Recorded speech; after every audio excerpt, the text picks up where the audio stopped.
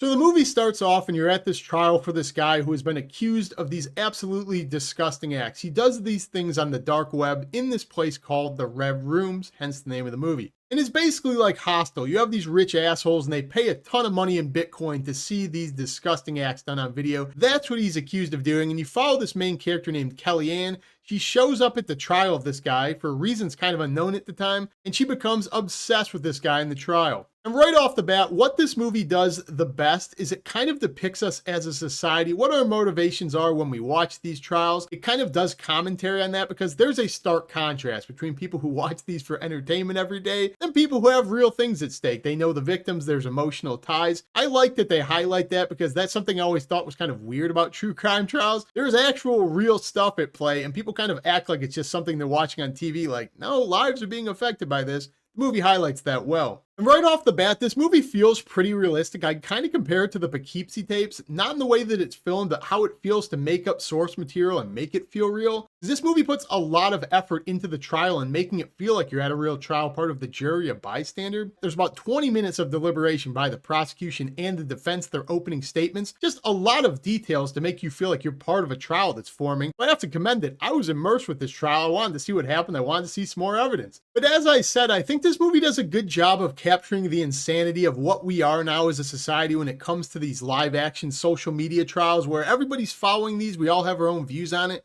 Because again, you have two sides of this. You have one side that basically does not care about evidence. Everybody's guilty until proven innocent. They're just pitchforks out. They want everybody accused. They really don't care. That's what's happening in this movie as well. You have a lot of people just saying this guy's guilty. Before the trials even started, they know this guy's guilty. They are passionate about this. They have not heard any of the evidence. I find it so ridiculous, but that's also what we see nowadays with modern trials. And then you obviously get to see the other side in this, these obsessive whack job weirdos that are just way too emotionally attached to these cases. They basically feel like they know more than the jury does. Any evidence you present does not matter. There's a conspiracy behind it. The evidence has been planted. There's no way that guy would do that. It just feels like you have these absolute two polar extremes. You get to see them full on display here, and I think it's pretty accurate from someone who has seen a lot of court TV trials. I think we can all agree that the justice system should probably reside somewhere in the middle there when it comes to that spectrum, but it feels like it rarely does. You know, you get the pitchforks on one side, then the mental gymnastics that will dismiss anything on the other side. So I find that whole thing compelling, and I think this movie captures it really accurately. I also like the way they tell this story because you follow two characters for a lot of it. You have Kellyanne and somebody she befriends at the trial. Kellyanne is a professional poker player and she's a model. She's very objective, very statistically driven, analytical. That's what makes her good at poker. She befriends this girl who is way too emotionally attached to this case.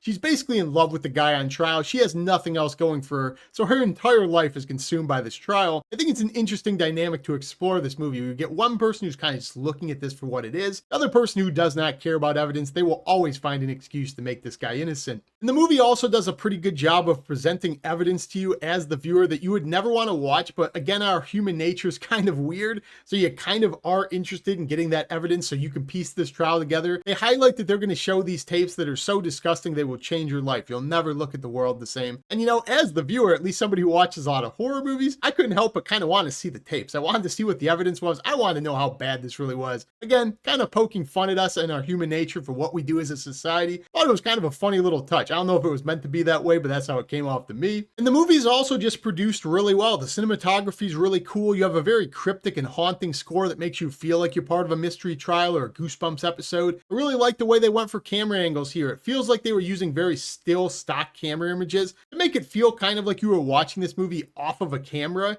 almost like you had footage from a webcam or something. I thought it was a really unique way to film a movie, and I think it really highlights and brings you down to earth with this character as she's trying to solve this trial. So it probably sounds like I'm raving about this movie up until this point. Why did I say what I said in the intro? Well, it's because this movie's kind of like three parts. You have that trial that they set up that is very interesting, very compelling. I really liked the trial and I really wanted to get more details on it. Kind of a shame we don't get more of the trial, more of the killer's motives in this, because that is the movie's strongest point. Then you have a couple of other things. You have her relationship with this person she met. Then you have her career life where she's a model and a poker player, and it's just very convoluted and very confusing. It's kind of mixed up and paced poorly, especially around the midway point. Because you have this character, Kellyanne, who's obsessed with this trial. She's upending her life to follow it, doing these things I'm not going to get into to spoil anything, but some of her actions. And we really don't ever get to know Kellyanne as a character. We don't understand who she is as a person, her personal motives and incentives, her character as a person. We don't really find out anything about that as well. So you don't really know anything about what she's doing or why she's doing it, which makes the whole movie feel,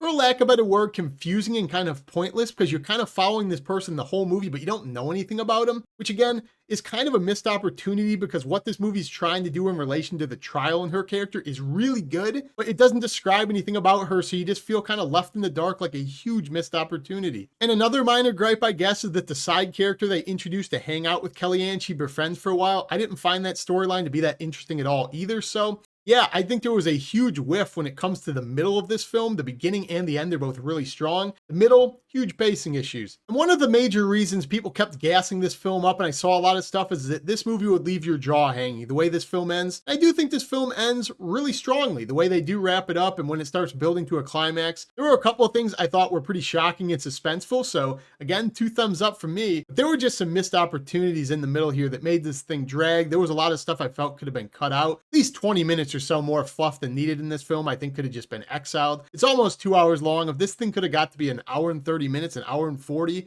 would have been perfect. But it's not a bad movie by any means. I think it's well acted. The score is good. The cinematography is good. It feels very realistic. Trial's compelling. There's some definitely serious commentary that's important to us as a society. Nothing I would rewatch again, but you could definitely do worse. If you guys have heard of this one, The Rev Rooms, comment down below. Let me know what you think, or let me know what your favorite foreign film is. As always, if you haven't subscribed, join me down below, but that's all I got in this video. Peace.